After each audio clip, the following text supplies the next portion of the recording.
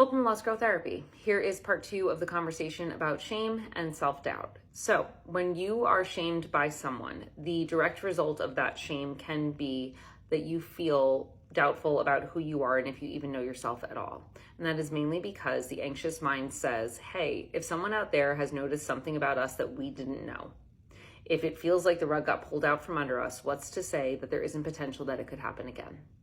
And then we begin to go internal and we begin to put away all of the pieces of ourselves in order to protect them.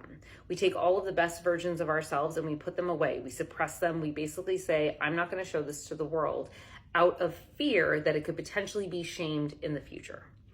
And when this happens, this is where we start to become more and more and more afraid that perhaps there is something within us that can never come out.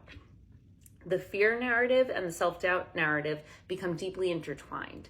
And that is where we begin to produce a sensation of being afraid of getting to know ourselves. Because if we get to know ourselves, we have to take all of the pieces of ourselves that we suppressed and put them back in the light.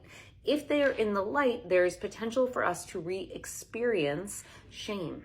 There's potential for us to receive criticism, judgment, or feedback from everyone around us about who we are as a person.